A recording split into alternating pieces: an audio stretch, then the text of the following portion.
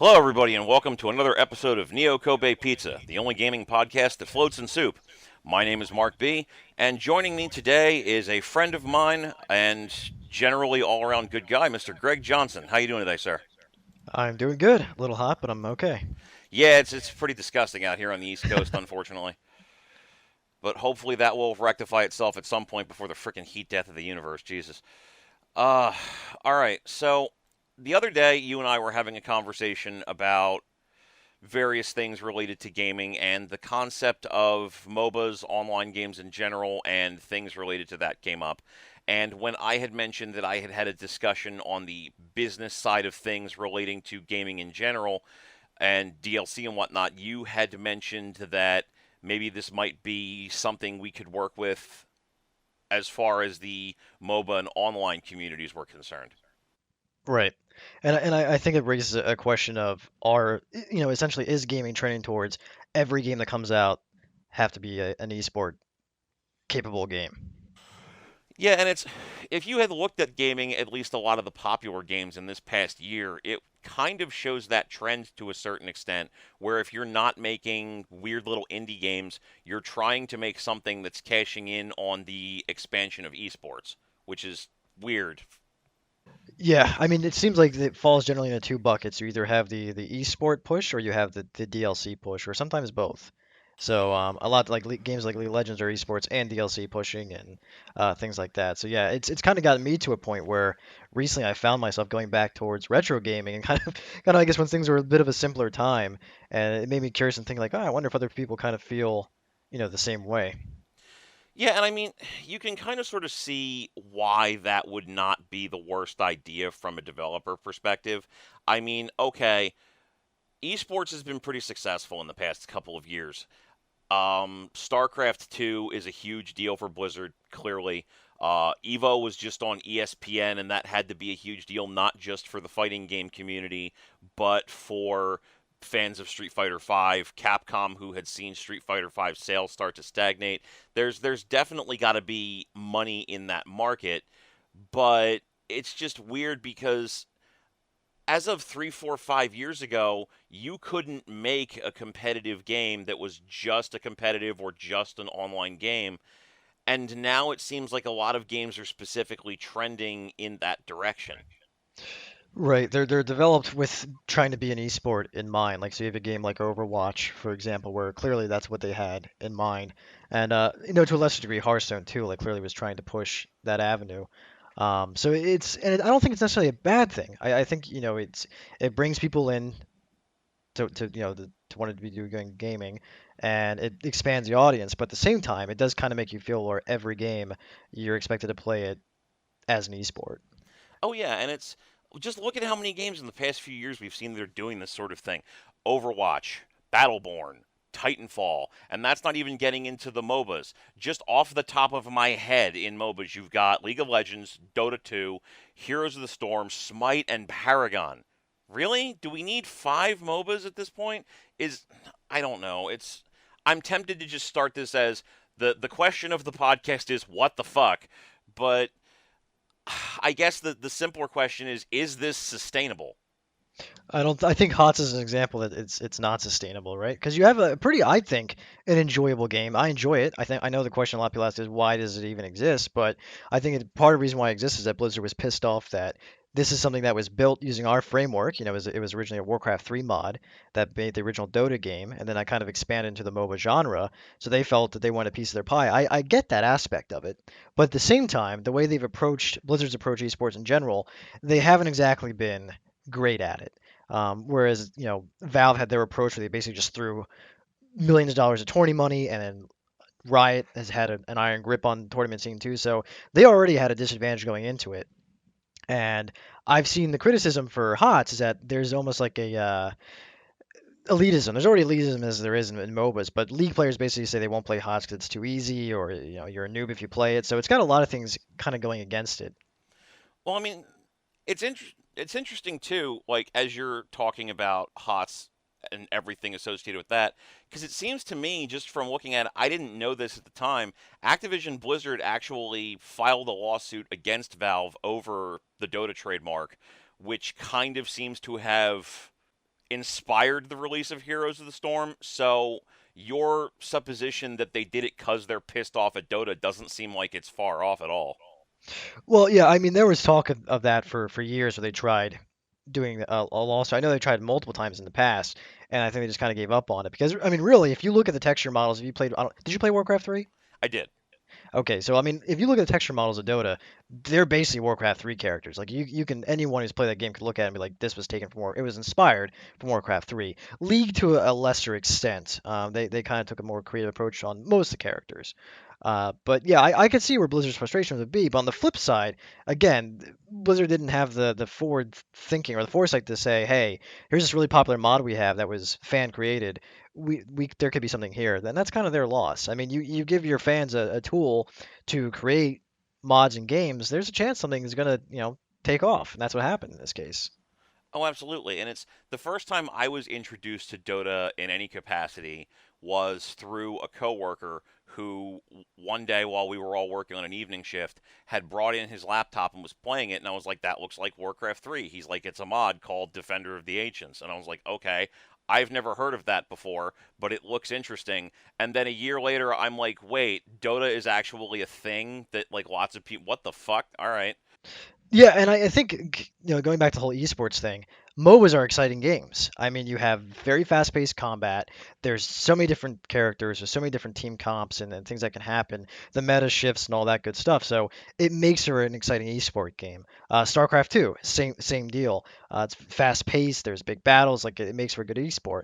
And I guess part of my frustration, what stemmed this conversation initially was, does every game need to be like that. And if you look at real life sports, which is really what they're trying to mimic with this whole esports thing, is that same feeling of you have the pros, aka your teams that you're supporting. It's very there's similar parallels there.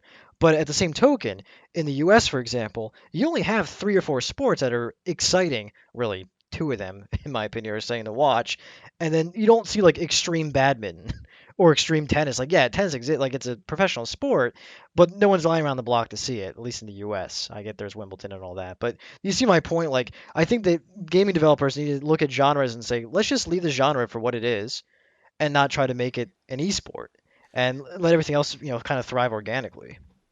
And it's even just the simple idea of competitive multiplayer in some capacity or another is not necessarily a thing that's been all that successful on its own merits. Like you would see games where people 3, 4, 5 years ago had said, okay, a standalone single player game can last X amount of time and it will generate X amount of sales.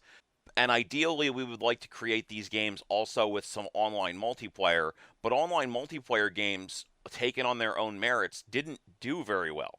Like you would see a Mass Effect 2 or a Dragon Age or a Fallout 4, and they would do 5, 10 million units, and that would generally be successful.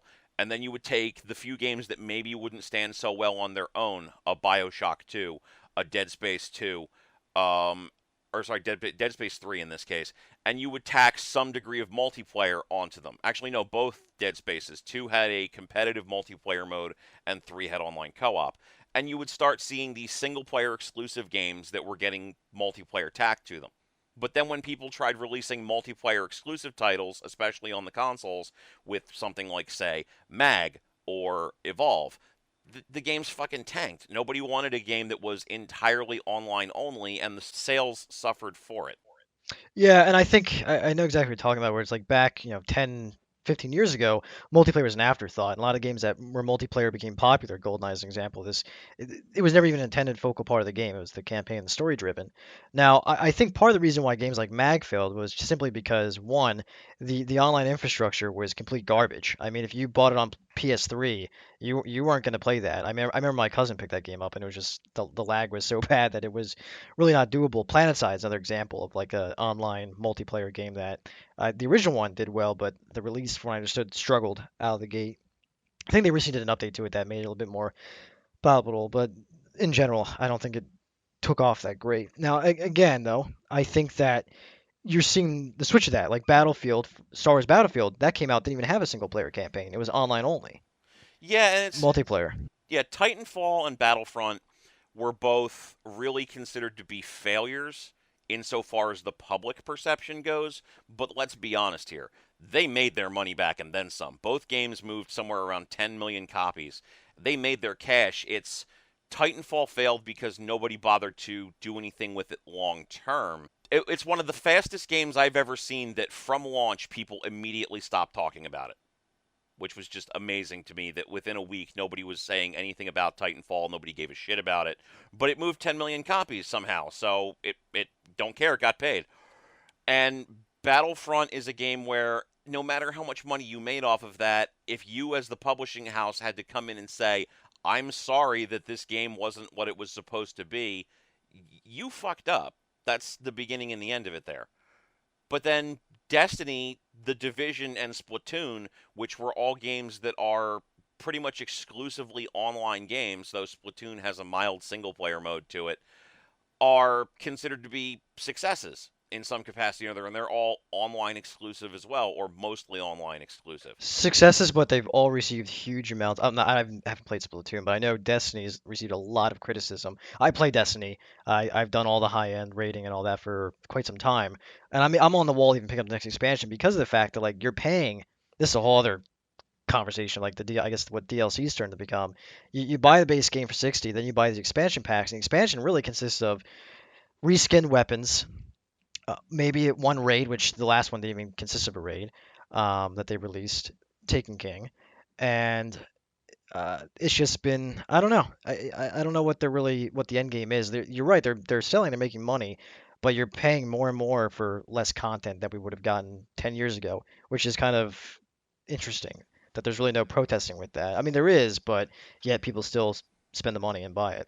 Well, I mean, it's. I feel like the protesting is being worn down by the people who initially make the really bad decisions, so that when we get to the point where the games come out and they've kind of fixed some of the things that the progenitors had done, people forget about it. Like again, Destiny came out and it was critically received in a lot of respects.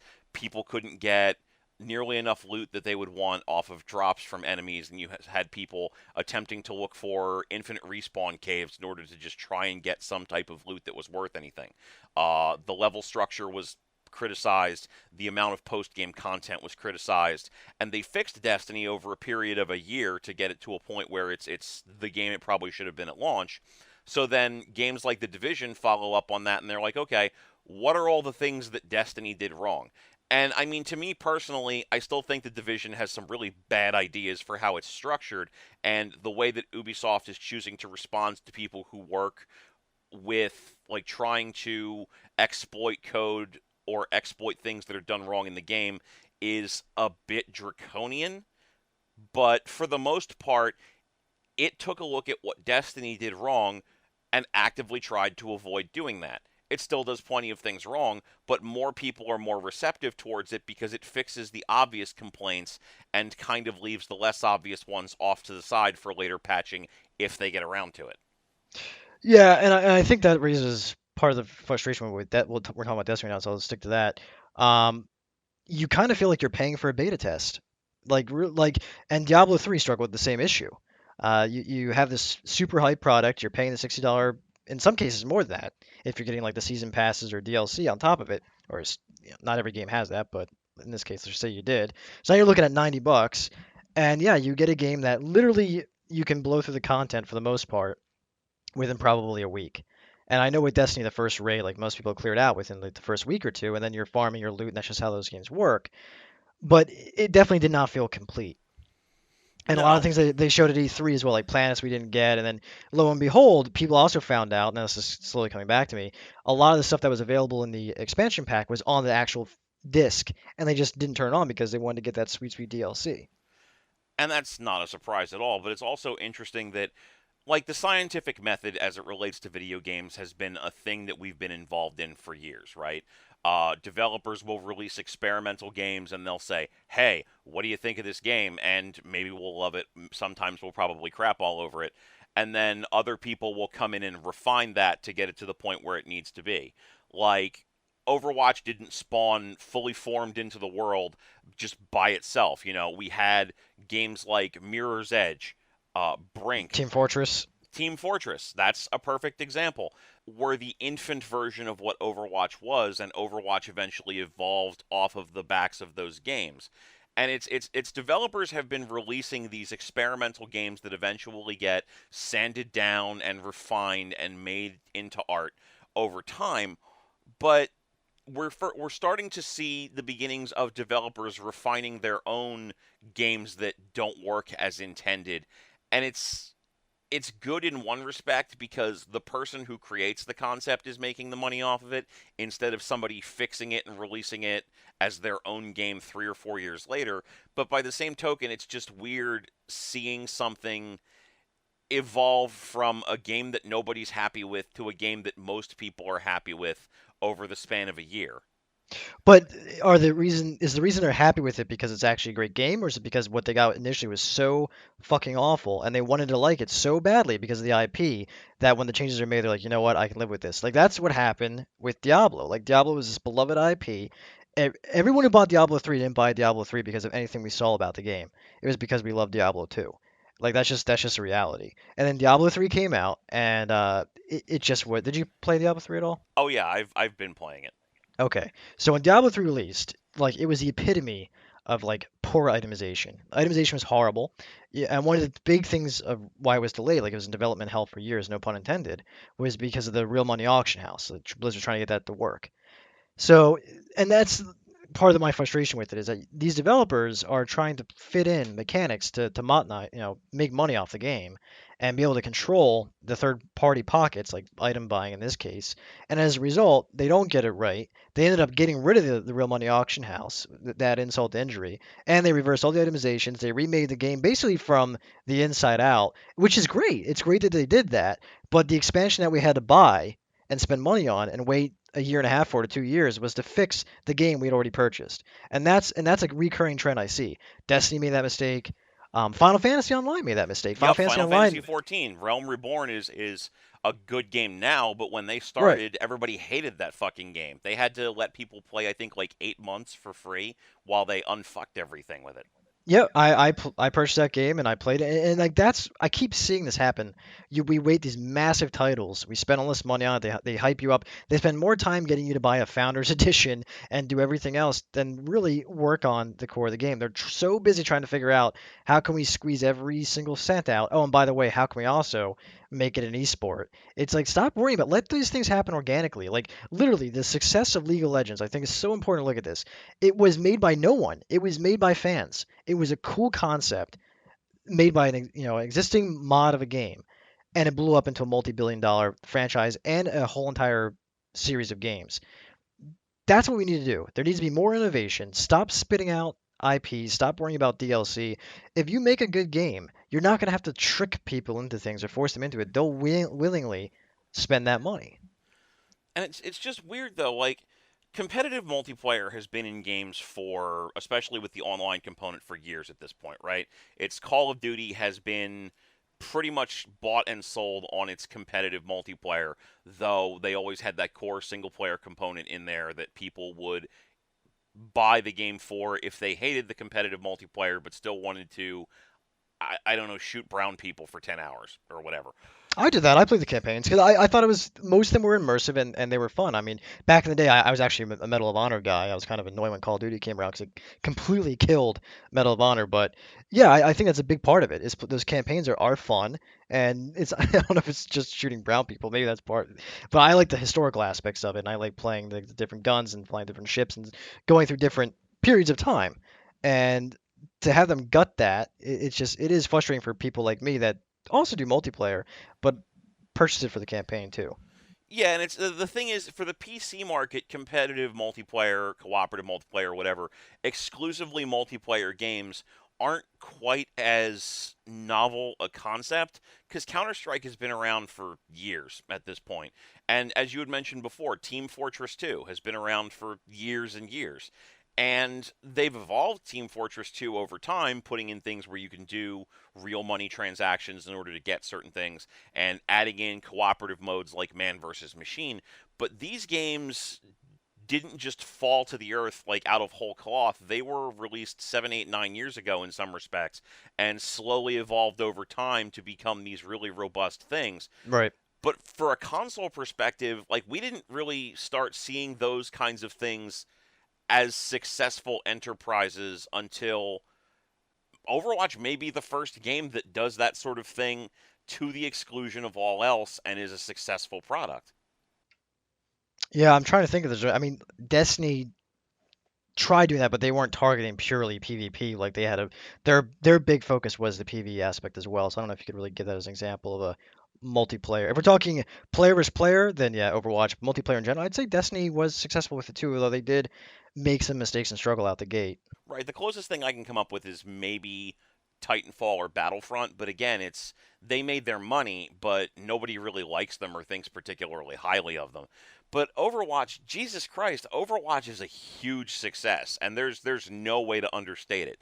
Blizzard is saying they moved something like 15 million units within a month or two. And back in June, a company called Game Tricks, which is a South Korean internet cafe survey company, which is just a weird thing to have to say in general when I think about it, reported that Overwatch overtook League of Legends in Yeah, I saw that. play and over in internet cafes, which is a big thing in South Korea and a big indicator of what the popular experience is. And it's just such a weird thing to realize. Holy shit, Overwatch is just huge. It exploded, and it's basically Team Fortress with like really interesting character designs that we're charging $40 to $60 for when TF2 is kind of free. Yeah, and I hear what you're saying, but I think why most people are okay with it is that they came right out and said, again, like we're dealing with a generation of gamers now that some of them probably have grown up and all they know is the console season pass PC DLC gaming. That's all they know. So to them, they're not really necessarily getting ripped off. It's like, oh, you get the game, you get free access, or in some cases you pay for it, and then you play, you pay as you play. Whereas we are still begrudgingly doing that. So I think where I'm going with this is Overwatch came out and said, hey, you know what? You're gonna have to pay the $60 price tag. However, you'll get all heroes up front for free. And so the masses are like, oh, that's freaking amazing. They're gonna give us all these heroes for free. Whereas if you've played any game historically, it's like, well, that's how it always was. But now it's like you've consumers are expecting to be ripped off, and they're almost like thankful that they're not going to be. So there's less complaining. And the DLC aspect, it's not Overwatch is not pay to win. There's no XP boost like in other games. It's literally just you get skins or aesthetic emotes or things like that. So I think those aspects is why you hear less criticism of paying the full price for the game, and also the fact that they've said openly when they patch, you're not gonna have to pay DLC for that either. We've seen a few new heroes come out. No new maps yet that I can think off the top of my head, but we haven't had to pay for those. So I think those concepts together is why it's been accepted a little bit more. Yeah, it's just we've gotten one new hero so far in Ana, and a new game mode with the Lucio Ball, which most people are just comparing to Rocket League, which is what it is. It's exactly like Yeah, Rocket. It is basically Rocket League with Lucio's. yeah. Different people are having different responses to it. Like most of my friends have said, "Oh, they think it's great. We should try it." And most of the people I see online think it's fucking trash, which is okay, whatever. There, there is one thing I will say about that though that you just reminded me of. So the Lucio Ball came part of their Summer Games event, right? Which is cool. They really no one's really expecting it. Just kind of came up out of the blue. And there's loot boxes. And for those of you who don't know, like the loot boxes is where you can get the DLC items I was referring to. You can either get it through every time you gain a level in the game on your account, you can earn one loot box, or you can purchase it with real money. Now, you can also, for character skins or emotes, use the gold currency that you earn in game also through loot boxes to buy individual skins or emotes that you want for characters that you really like to play. What I they know immediately where you're going with this. Yes. So what they changed with the summer games was that you can buy summer game loot crates like you always could. You can earn summer crate loot like you always could from playing the game. However, you cannot buy the individual skins or emotes that are tied to this event, which is what does that tell you? They want people to be buying these crates because they want that sweet American flag draped McCree. And I think that I did see the kind of the first pushback on the game to where I know Jeff Kaplan, who's their lead developer, had to make a post and say, we're not going to change it. Essentially, we're just going to stand firm. We want there to, I think if I can remember correctly off the top of my head, the excuse that he used was, we want some things to be rare and exciting for players, but we'll keep an eye on it. And then, we get to the Christmas, I'm sure, or Halloween, or whatever they do next, they'll see if they want to change it. But that to me, that's a little bit like teetering on the line of shady business practice to are they really trying to make it rare? Do they really care about that, or they just want people to buy these loot crates? Oh yeah, and it's the thing is like this is not a new conversation. Um, I had this conversation with Jonathan Widrow a couple of weeks ago, talking about DLC practices and whatnot. But I've been seeing this particular conversation come up with Overwatch for pretty much since it was launched, thanks to Mr. Jim Sterling, who originally stated he did not like the ability for people to be able to pay money for the loot boxes because, frankly, from his perception of it, the way that the loot boxes worked was absolute garbage because it's almost impossible to get aesthetic items that you might actually want. And as somebody who's played, a good amount of hours of the game, I can kind of agree with that because I ended up having to buy like a D rank skin for Mercy, the character I predominantly play as, because I got nothing on the PC or on the Xbox One, which is just confusing. It is definitely. I'd be curious to see what the algorithm they use for the loot crates are because I played a lot. Like my accounts, like I think like level 150, which is I'm sure not close to some people that are hardcore, but I play more competitively as well. I've gotten a lot of loot crates, and I probably for each character have like I want to say like if there's 50, I'll just say I have 25. I have half for each. And a big reason why I only have half for each is because I'll open up a crate and you get 4 or 5 items and 3 or 4 of them are duplicates. And I think to myself, like, how is that possible? Even earlier on, I would get duplicates when there's like so much content available, not just for those characters, but there's like 100 avatars you can get. You know what I'm talking? Those little avatars you can change to. Hmm. Like the odds you get 50% to 75% dupes in those crates. I don't get that. No, I don't either. And the thing that really is interesting to me, I don't know if this is valid because Photoshop is a thing that exists on the internet. Let's not pretend otherwise. But I've seen a picture going around where Blizzard had made a change to their description of the game mechanics as far as loot goes. And I'm looking at it now. The original description, again, supposedly, I can't validate that this is correct because Photoshop exists, but originally it said, quote, loot boxes have a chance to contain credits you can use to acquire any specific cosmetics you want, unquote. And then was changed recently to say, quote, loot boxes have a chance to contain credits that you can use to acquire many customization options, unquote. Which kind of makes me wonder if that's true and if that's a legitimate thing that was changed, did they specify that way and then realize the pure opportunity that they had for profit and change it after the fact because they just realized that that was an option? Or is there something a little more insidious going on here? Did they create that specifically with the idea of bringing players in and then change it knowing that they were always going to? And I want to give Blizzard the benefit of the doubt, but then I remember the auction house and I'm like, hmm. Yeah, they made a ton of money off that. That I don't even want thinking about the auction house makes me like ill to my stomach. It just like because they literally designed I'm gonna go on a Diablo 3 rant. You just basically like, triggered me. That's fine. Go ahead. But like basically they designed and developed the game around the auction house. Like Jay Wilson came out and said it. Like Mister, we're gonna double it. And what I mean by that is that so the way the game worked when you were leveling, um, Diablo 2, the whole point of Diablo 2 is getting sweet legendaries, okay? So legendaries were the best items that you get in the game, set items as well. In Diablo 3, set items and legendaries were completely they were worthless. And most characters use yellows. Yellows and blues if you're really, if you weren't in endgame yet. And when you finally hit endgame, you're going to torment difficulty.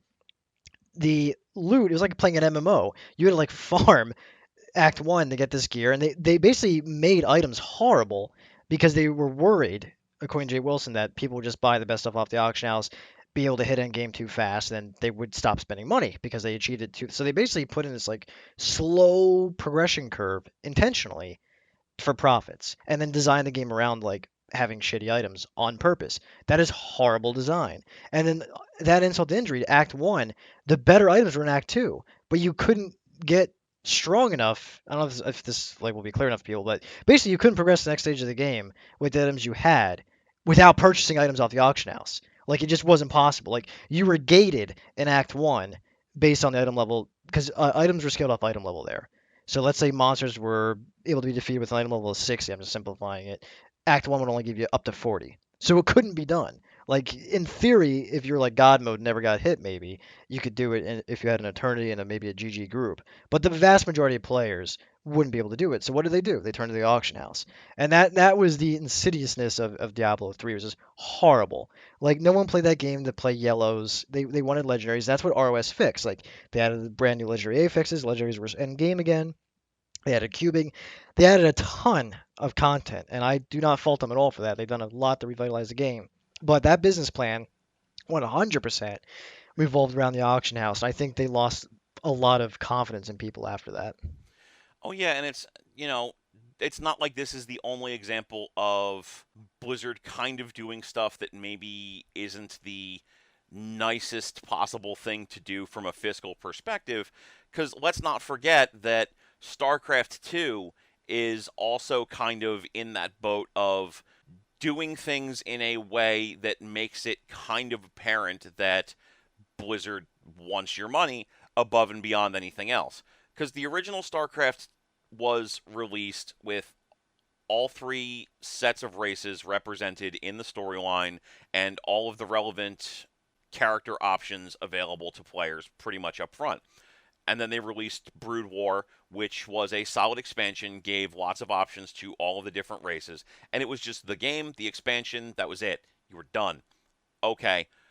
So then they release StarCraft 2, and it's three different games. And if you want to have the optimal online experience with that game, you need to buy all three packages. And then on top of that, there's also additional in-game content that you can buy that exists outside of those three games, like the Nova Covered Ops pack and a separate commander for the cooperative mode that they have available. Why? Like, why is there so much StarCraft 2 content, and why is it that you couldn't just release a game and then consistently update it? I can understand if they put in the DLC as a side thing for people who don't necessarily want to play competitive multiplayer, but you need Legacy of the Void if you want to have the most up-to-date competitive multiplayer options because they do change it from one game to the next. Yeah, I'm actually going to step in here and interrupt the podcast real quick just to note that I checked that out after the fact just to be certain of it, and it turns out that no, that's not correct. There is an option in the menus for StarCraft 2 that will allow you to actually change the multiplayer rule sets to match up to whatever version of the game that you want to play as, regardless of which version of the game that you own. I don't know if this was a thing that they added in after the fact or if this was some kind of fever dream that I had that this never existed. But either way, yeah, that's not correct. That's not at all accurate, and you can completely disregard that. I'm just stupid. Back to the show.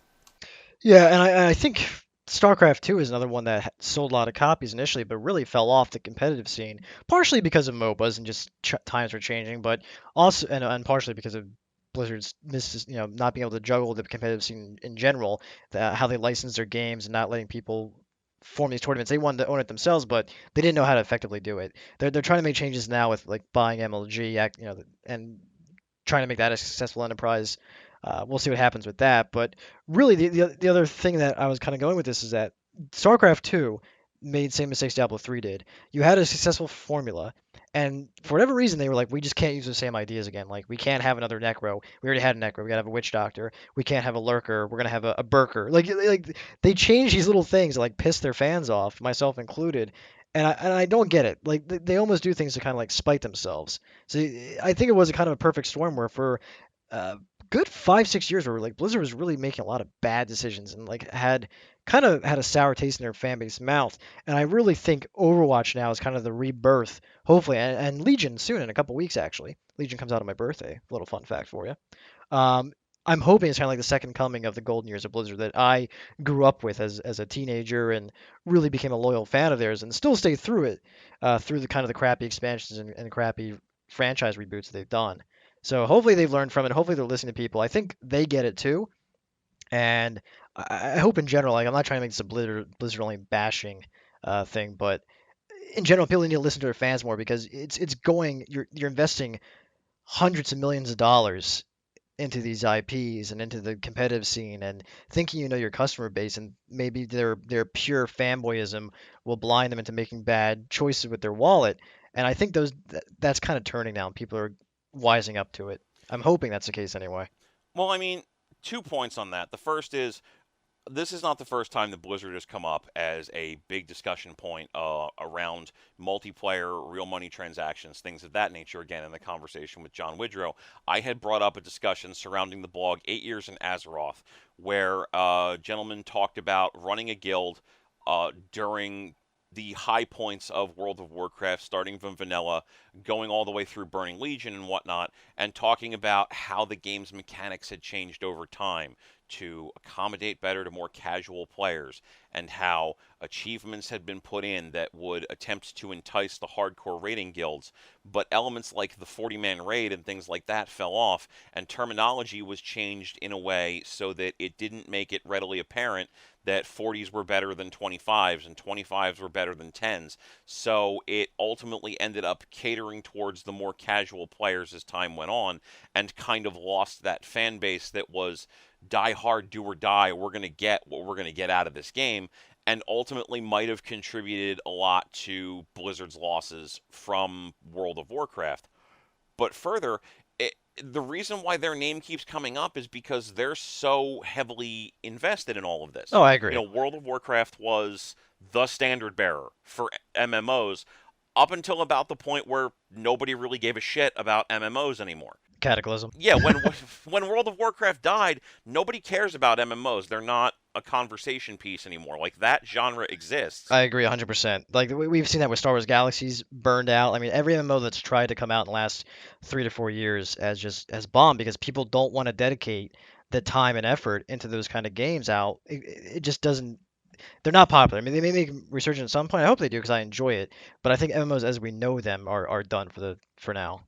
And I mean, it's not hard to understand why. It's MMOs give you a huge amount of reward if you're the sort of person who's dedicated to committing the skill to them. So you could get those people who really wanted to have, first on server this, first on server that, hardcore rating guild, things like that.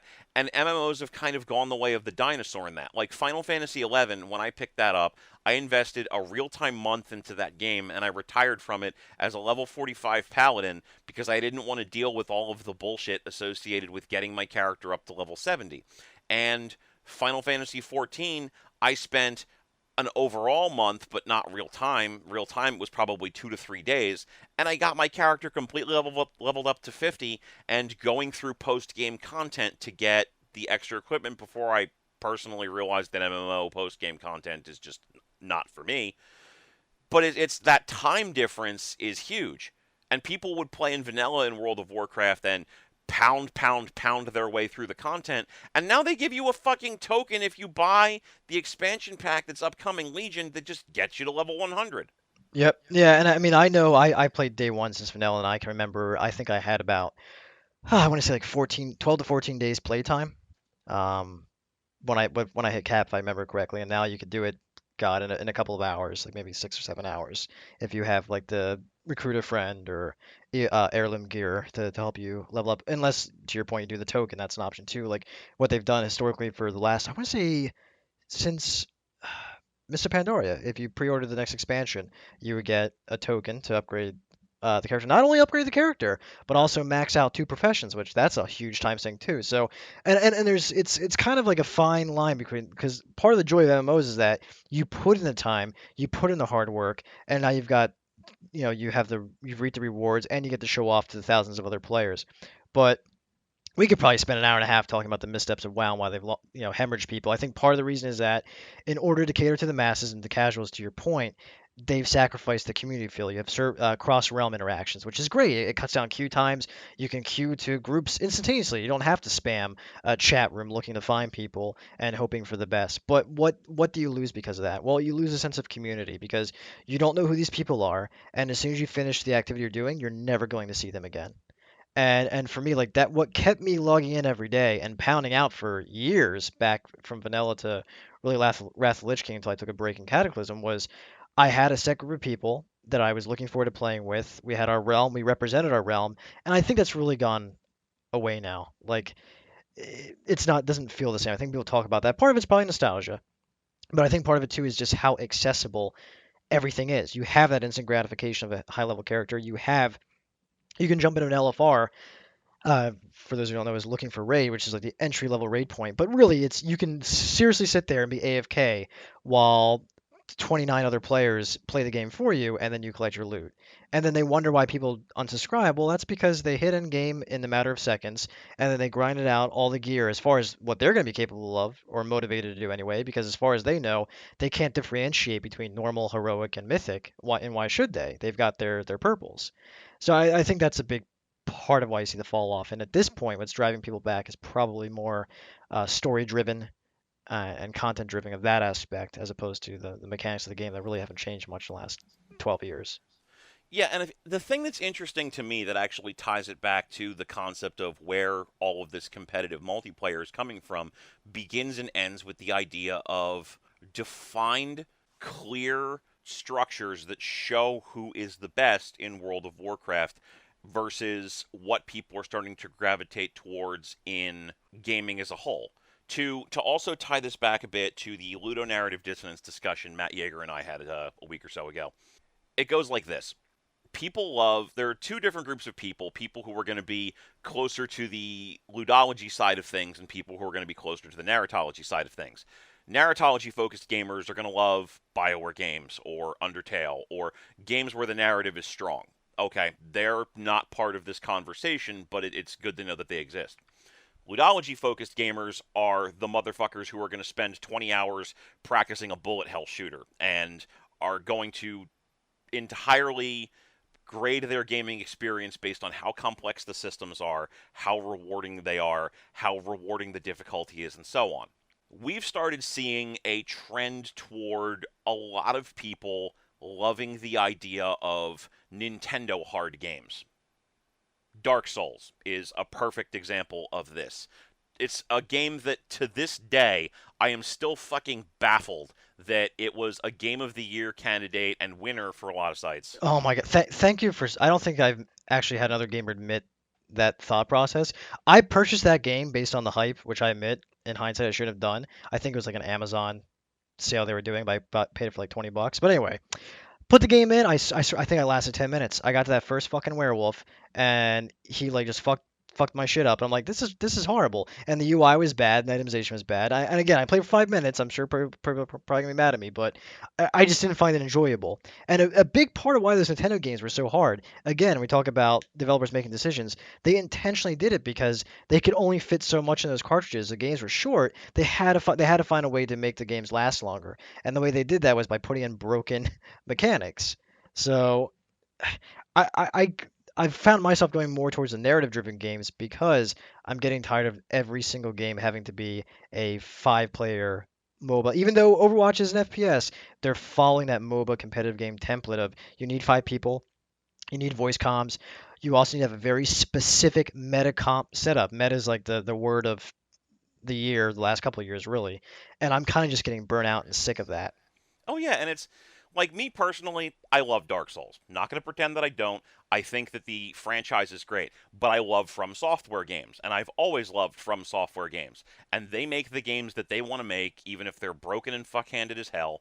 Again, referring back to the conversation I had about the Soul series with Jay Rose, that franchise is Nintendo hard on purpose. And I will never understand how it got as popular as it did, even though I love it, because loving something doesn't mean that you can't appreciate the fact that it's not for everyone. But Dark Souls 3 moved close to 2 million units, and I didn't get it until it started becoming apparent that people want to be able to say, I did the thing, and get their internet butt pats for it or whatever the fuck. So you've got World of Warcraft with server first, guild first, whatever achievements, and raids that were massively difficult. I did this. Okay. Then you've got that starts to taper off and the difficulty goes away because they realize, hey, if we can get more people in here, we can make more money without realizing that if you start getting these more casual players involved in it and start making it easier for everybody to have something, nobody wants it. And that's a big part of the reason why I think you're seeing the MMR system and the ELO, like the matchmaking system of these competitive games, work the way they do, where they almost force you at a 50% win rate or try to keep you at that, and which is so much. It's already been admitted by Jeff Kaplan said in an interview that that's how the system works.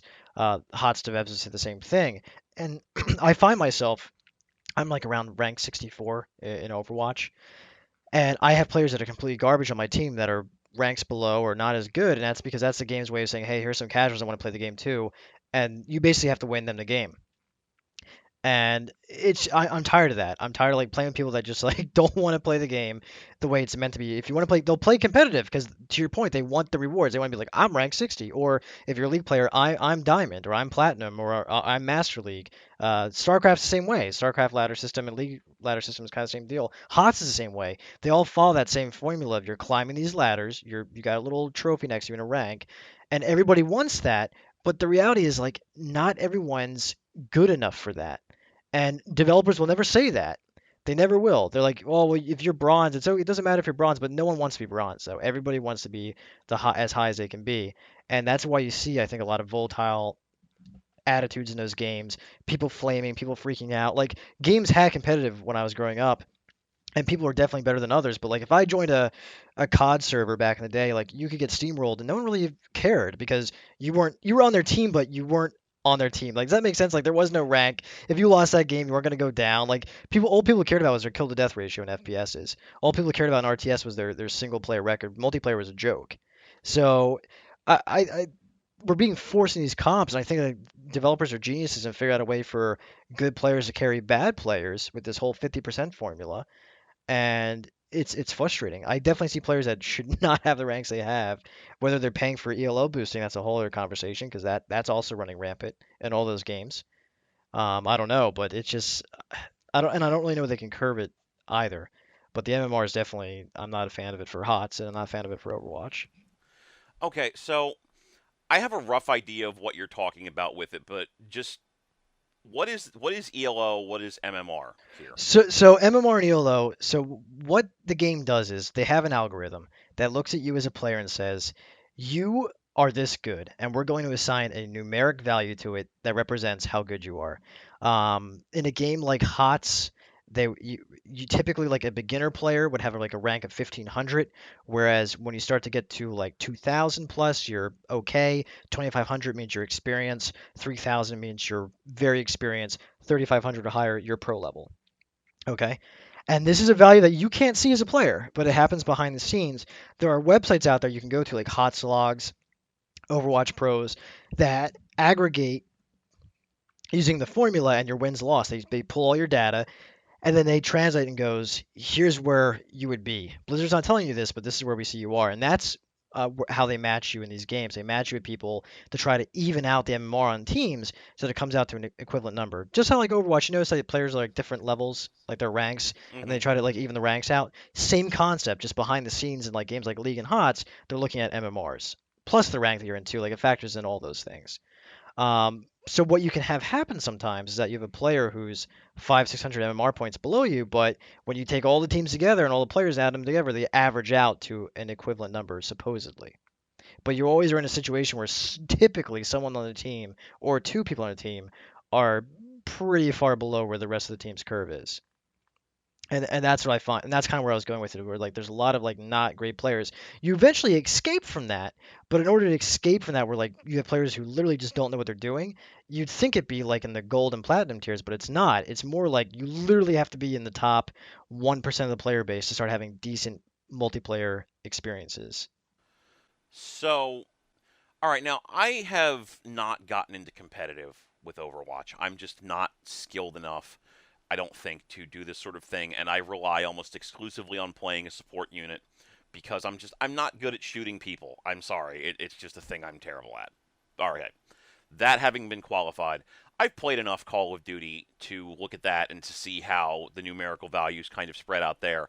But yeah, as you said, it's in Call of Duty, for example, you're only responsible for your own metric. If you lose that game, you might lose out on the experience points you'll get from it, but who gives a shit? It doesn't impact you as a player. You still get your KDR, you still get whatever rank ups that you get when you get to them. It just makes it take longer to get to your first or second or third or fourth prestige. Comparatively, in say online fighting games, if you do a ranked match, you are only responsible for getting your rank up. If you beat the other person, your rank goes up. If you don't, it doesn't. So it's in those games, it's personal achievement, personal satisfaction, personal reward.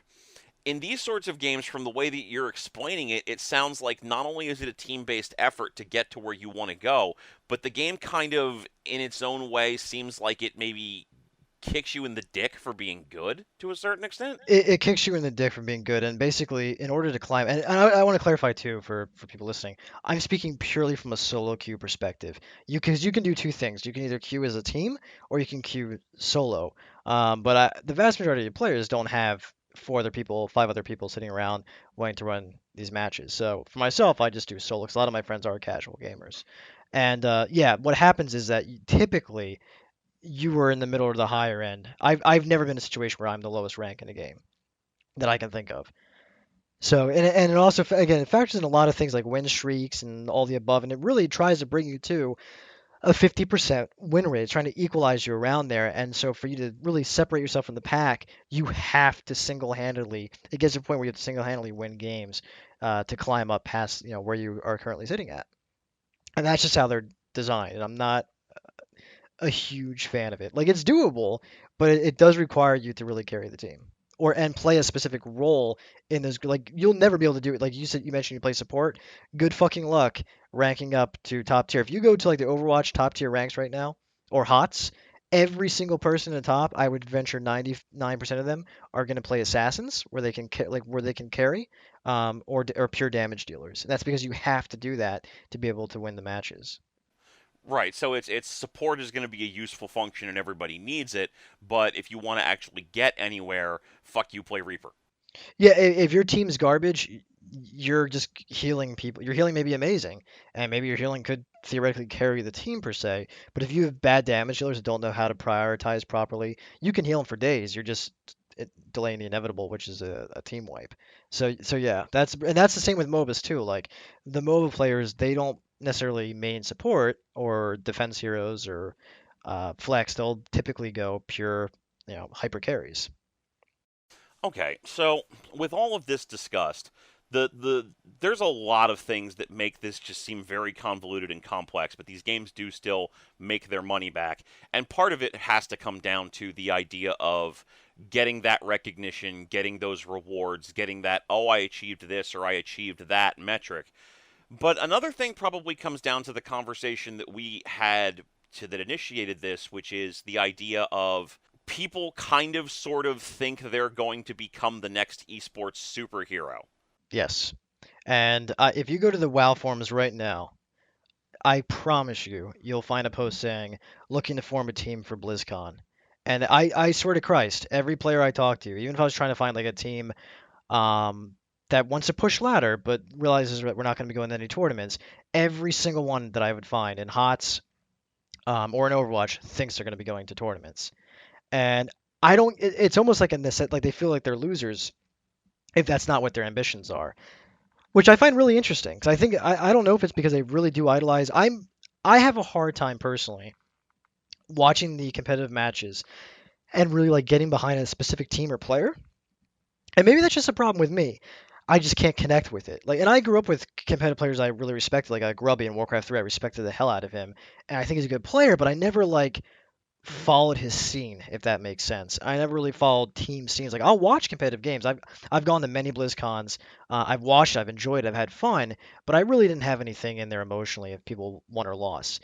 but I do for real life sports. And so it's odd that I can't get that connection. But yeah, it's people definitely do feel, I think, that they're going to be the next big gamer, and they treat it as such, even though their skill is really not there. And they don't, I don't know if they don't have the self-awareness, or the foresight to see like really what is involved with that, how very few people achieve that, and even when they do, it's really hard to maintain because of how hyper competitive the scene is. But I don't know. It is definitely I don't know if I would call it a phenomenon, but it's definitely a trend that you see with gaming and with streaming as well. People that think they're going to be Twitch and YouTube stars. Oh yeah, and this has been going on for years and years at this point. Like remember back when webcomics first started, what was this like back in the early '90s when the internet first started becoming a ubiquitous thing for people? Penny Arcade was the big deal for webcomics, and everybody decided I'm gonna need the next Penny Arcade, and you couldn't go 5 websites without tripping over another fucking webcomic or a webcomic aggregation site like fucking KeenSpot and everything else, and all of that shit's dead now and nobody's really making any money off of it, but Penny Arcade is still this weird sort of gold standard for it. They are the fucking Omega Man lording over the remainder of the webcomics that exist.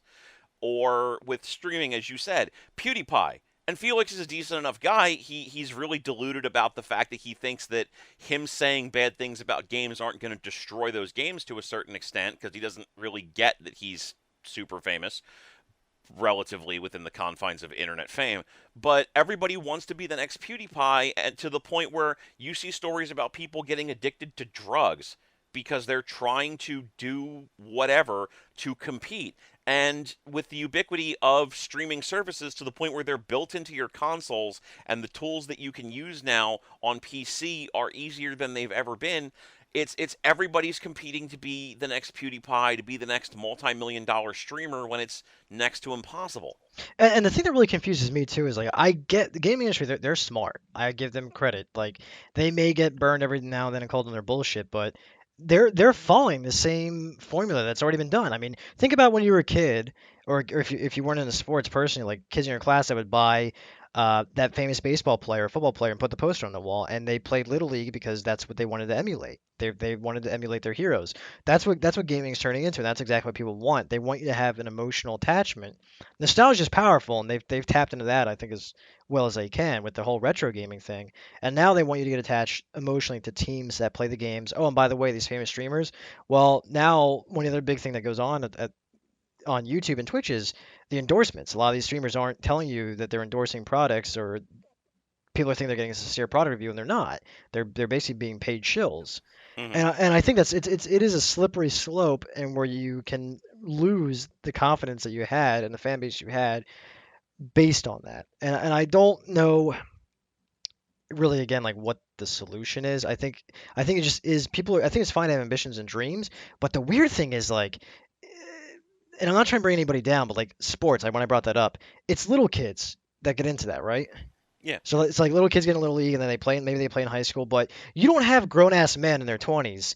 I'm almost 30 years old saying I'm going to go play in the NFL. But gaming's weird. Gaming is literally like you can have that because it's like you're at your keyboard. People in their 20s like I'm going to be a pro gamer. It's like one that ships most pro gamers are start off like much younger and stop by the time they're in the mid 20s. Second, I don't get what all the fascination is with becoming a pro gamer because if you look at the prize pool for tournaments, it's all out there. You can pull what these guys make.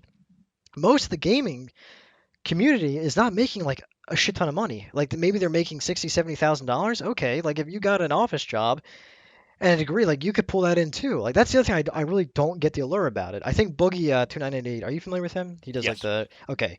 I don't know what he makes now, but I know like a year ago, like when he was like kind of famous but not like super as popular, he was saying he makes somewhere around like 45,000 a year from YouTube.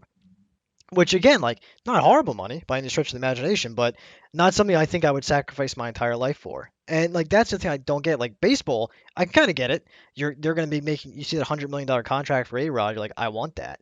But gaming, it's like really odd because like I don't know what it is that allures people to it. I'd be curious to hear that side of it. I guess it's just the what we were talking about earlier, that pat on the back, like knowing I'm the best.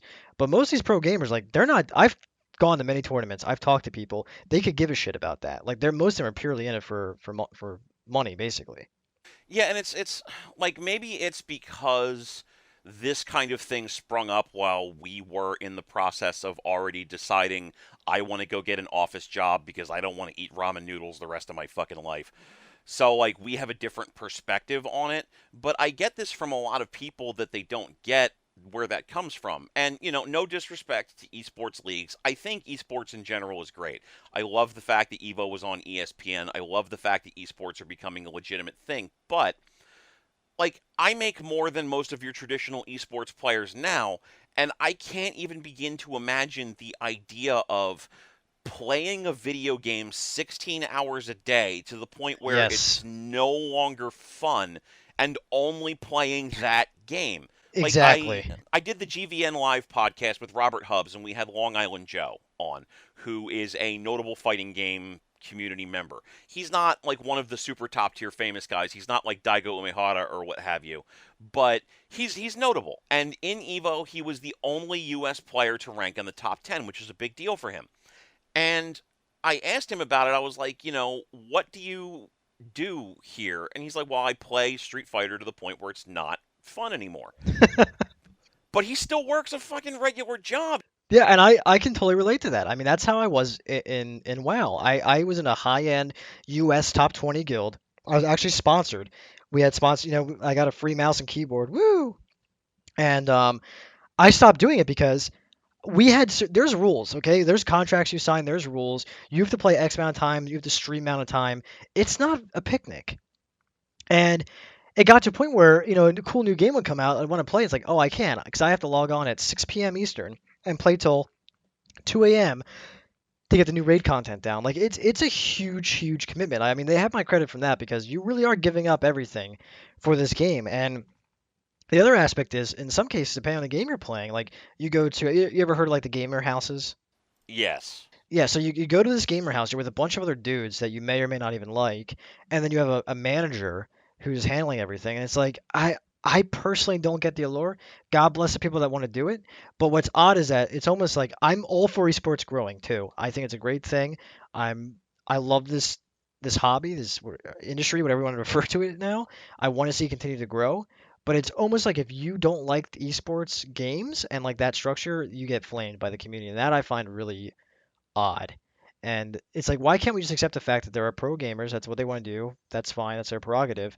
But not every single person who plays these games has to have that same mindset. And if they don't, they're basically ostracized. Like that's the issue I have with it. And that's where the whole PC master race conversation I think comes in and console. But even though console is trending towards that too, you have the Call of Duty tournaments, you have Halo. So I don't know. Everything's kind of shifting towards that. Yeah, and here's to bring it all back from what we've discussed here. I feel like the answer to the question of is this sustainable is almost certainly not, just because we've already seen these patterns before and we've talked about several of them in this recording and none of them played out particularly well. And I don't know.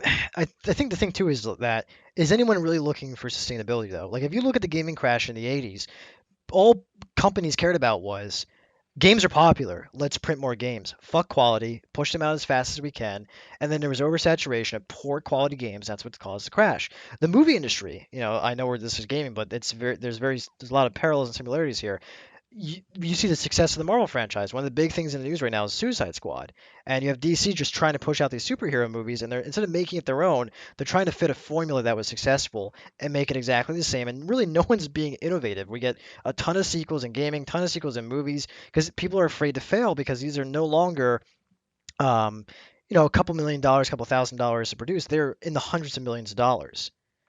And I think you have to almost stop making these AAA multi-$100 million games. Just kind of go back to where you were, because a lot of the games that we talked about, where they stem from, they weren't even made by the developers. Again, like League of Legends was a freaking mod that the players thought of. You mentioned Counter Strike. Counter Strike was a mod from Half-Life. Hmm. Like these are all things that like people figure out what's fun. And then I think what companies need to do a better job of is embracing their fans. Halo tried to do that a bit with the Forge, like experimenting, but that was a whole different game type. And then kind of empowering or hiring people or whatever. Nostralis, are you familiar with that with WoW? Like the whole No. drama. So basically, for people that wanted that vanilla WoW feeling that we discussed earlier on, there was a website called Nostralis where you could download emulator of private WoW server, that have an Oh, yeah, I heard about that that. have an LOL. So I think that's why you're seeing things like that happen, and fans are kind of trying to put the power back into their hands because like these gaming companies just don't seem to be getting it. I think Blizzard again is coming out of the haze that they're in somewhat. I'm hoping so anyway. I know they have a new Diablo game in the works. I'll be interested to see what's going on with that. Maybe there's an announcement at BlizzCon, but I don't think we can sustain these just esport MOBA game. Like it's getting to be too much. I don't think it's sustainable. I think it can still be enjoyable. I think it should still be supported, but I don't. I think right now we keep chasing trends and then missing out on other opportunities. That's my view on it.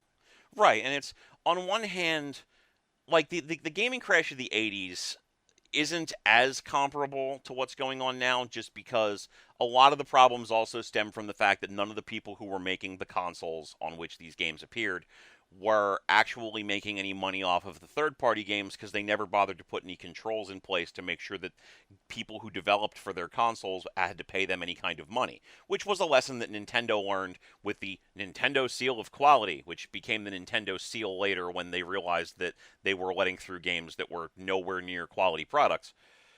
But that's an entirely different conversation. But on the other side of things, again, that was the discussion of AAA gaming needing to scale back a bit was a conversation that has come up before where we don't need everything to be a AAA game. A lot of the most successful games that have come out in the past couple of years have not been AAA games. Like, look at games that won awards for 2015: Undertale, Her Story, Rocket League. Rocket League, not AAA games, hugely popular, innovative, interesting, not AAA games, and they more than made their money back. We don't need every game to be this $60 AAA DLC and microtransaction laden content fest. It's games can just be good, but not necessarily the most technically viable. Yep, and I think people just don't get it. Another good example that we're seeing right now is No Man's Sky, which is, in my opinion, not a AAA game. However, Sony positioned it as such. The way they advertise is that you're getting this AAA experience, when really it's just Minecraft in space. Yeah, and like I've been saying this on Twitter in a few cases. It's like this is an Art Dink game. Art Dink was this low tier developer in the 90s and into the early 2000s that released a lot of really experimental, weird, and quirky games for the PlayStation and later the PlayStation 2 and 3 before they eventually became just another development house. And the games that they released were very much experiences more than they were full fledged games. Look up something like Aquanaut's Holiday or Tale of the Sun for an example of the crazy shit that they made. And whenever I mention this to people who are really like elbow deep in the gaming community, they're like, "Yeah, No Man's Sky is kind of an art dink game." And I'm like, "Yeah, if you played Aquanaut's Holiday and then you played No Man's Sky, you would feel like they were from the same developer." But the problem is, Sony positioned it as, the next great spacefaring adventure or whatever the shit, and the development house Hello Games never wanted to talk about the game, never wanted to expose the game. They kept it tight. They kept their mouths shut except for very few revelations. And everybody was talking about this is going to revolutionize the industry, and everybody mentally built this game into what they wanted it to be because of the way Sony positioned it and because there was no information. And right now, it's an art dink game. It's StarCraft without not StarCraft, Starbound in 3D without the building. It's Minecraft with the ability to travel between planets. And that's not a bad thing. I like the game, but I totally get why people don't. It's not, but I think it's an example of the reason I brought that game up is an example of a company trying to do what we just were discussing about is take a risk, kind of do it your own spin on it. Like, yeah, it's similar to other games, but they tried to make it their own. But it got overhyped by Sony into being something that it's really not. And I think like that's the thing to like just have the trust in these games, let them do their thing. If it's good, it will become popular. Like there's tons of games in history. We could name a list out there that didn't sell great initially out the gate, and then people got a hold of it. And they're like, "Wow, this is something really special. I'm going to tell my friends." And now in the age of social media, like let them do the advertising for you. Honestly, like if they get a good game and they tell their followers, like it'll spread no problem with on Reddit and everything else. Yeah, and I feel like at the end of the day, Blizzard is probably going to be successful with everything that they're trying to do at this point. Partly because they had a lot of bad lessons that they had to learn the hard way, to be sure, but also because they're Blizzard and they have Activision behind them. Overwatch made all the fucking money, and they will take all of that money and they will dump it into HOTS until they can make HOTS at least a top 3 game that is, in its own way, tournament viable. I don't think that anybody else outside of League of Legends, Dota, and HOTS is going to be a success. Like, I'm not even sure why Epic made Paragon because I'm absolutely positive that thing is going to die in a fire. And What's the other one? Here's a Nord Newsworth or something like that. I forget the name of it, but that's the other one. That's like a semi-popular MMO or yeah, and MOBA then there's rather. Smite, which people just constantly make like wank jokes about because it's nothing. It's clown shoes. Nobody gives a shit about it. And it's I feel like we're already starting to see that player burnout, that lack of player interest because Battleborn and Overwatch were positioned as competitive products, and Gearbox software is a known commodity in the gaming industry. Not always for the best reasons. Randy Pitchford is kind of a piece of shit. Aliens Colonial Marines was fucking garbage. Ugh. Duke Nukem Forever should have just stayed dead, etc. But Borderlands is a thing that a lot of people loved. So there was definitely that idea there of, oh, this is going to be a big competition. Battleborn versus Overwatch. Who do you got? And Battleborn got the fucking shit kicked out of it. Yep. And it's I don't feel like outside of what Blizzard has done at this point that there's really any more room for anybody else to succeed. I feel like we're at the point now where the next Titanfall is going to come out and it's not going to do the kind of money that people expect it's going to do. Well, I think Blizzard did a really good job at covering a lot of different types of genres. They're trying to diversify. We didn't even talk about Hearthstone. I mean, that's another huge cash cow for them, Yeah. and it's really beating Magic the Gathering at their own game, like online compared to physical. I'm referring to, but it's just I think they're making a resurgence, and I think they're trying to give a little bit for everybody. They're giving that single player card player experience. They have the RTS. They've got a MOBA. They've got an MMO. They've got an action RPG. So it'll be interesting to see what they do. They're on the right path. To just hope they have learned, truly learned from those mistakes, and keep pushing forward. I agree, and I kind of feel like at this point they're going to be the ones to beat again, especially as it relates to the competitive multiplayer arena. Like as far as MOBAs go, I feel like League, Dota, and HOTS are probably going to be your top tier games, and nobody's going to touch them because they just don't have enough money to dedicate to it, and they don't have an interesting enough concept to go against it.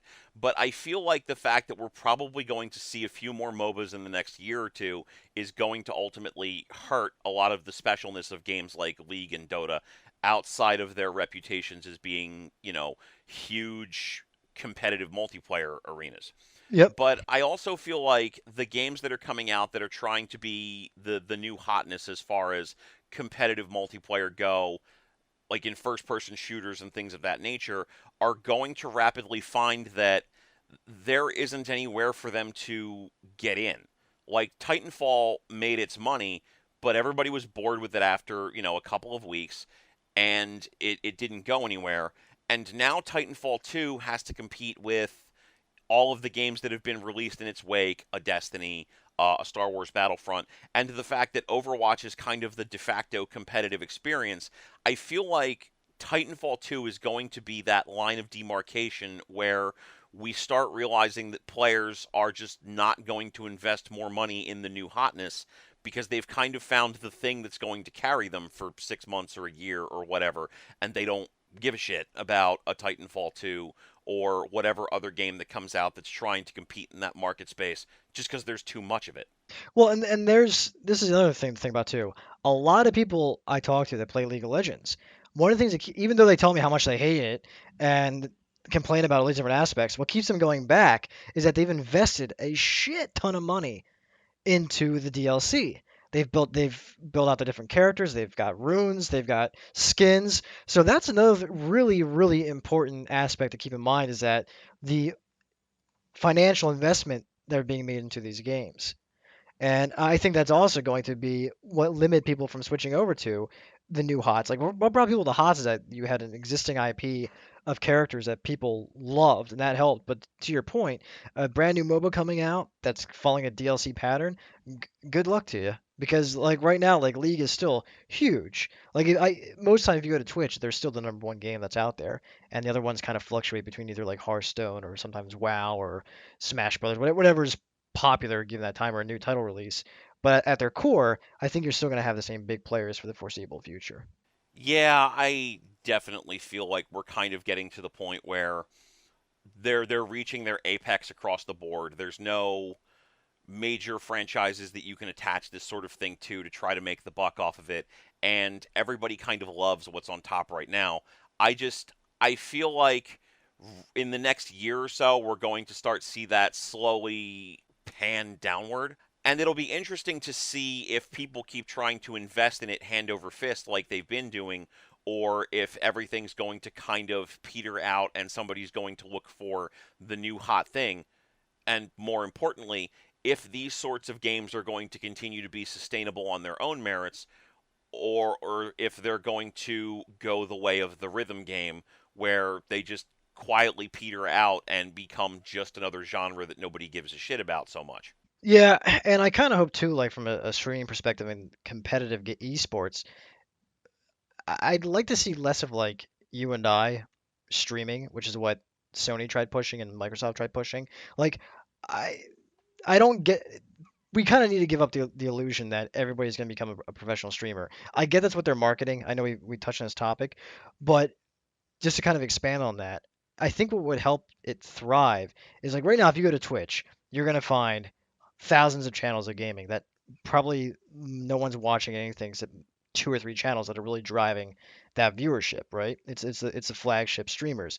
Just embrace that. Call it for what it is. Make it so where you have to have a special partnership or whatever, and that's how you're a big time streamer. And just have your core people, and then eventually other people can come up through the ranks. But right now, there's so much crap and garbage. It's like hard for someone I think that wouldn't be into it to just suddenly want to be into pro gaming. It's like literally turning on your TV and you have an NFL game on one channel, then you flip it and then you have like a local league of adults playing football. Like why would you want to watch that? Oh, you absolutely wouldn't. And I mean, I personally enjoy having the ability for for streaming to be available to everyone. I really do. Because, I like live streaming games just to showcase to my friends, like, here's this, here's whatever. Because a lot of them aren't going to have access to all of the different games that they would want to see. And it's a good social experience for everybody that I know to just get together and bullshit for a couple of hours on a Saturday night. Who cares? But we don't need those channels to necessarily be highlighted. If you're talented, whether it be as a personality or as a content creator, you will find a way to get yourself your audience.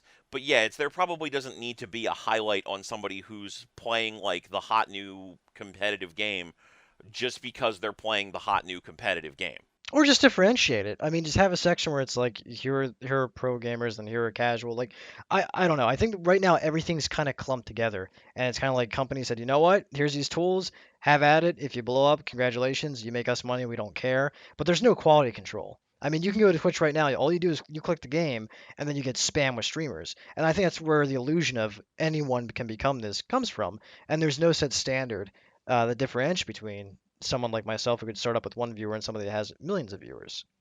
Yeah, and to a certain extent, there are some groups that kind of allow for a certain amount of quality control. Like for people who play Dark Souls, you can join up with the group Speedruns Live if you're a speedrunner, and it will specifically show your streams as part of the Speedruns Live group. But it requires that you be a part of that community and that you go to those websites and that you look for that sort of thing. I do agree that there should be a certain amount of options available within the services themselves to allow people to tag themselves as I'm a casual player, I'm a professional player. And then if you're a professional player, maybe you have to provide some kind of credentials or some kind of association to the group that you belong to, so that if you're somebody who's just interested in esports, you can just go look at the players who do esports, even if you don't know their names, because they're associated with this known group or that known group. A way that where, somebody who just wants to stream for 20 or 30 people can do that, while the pro players can do so without being lost in the shuffle. Right.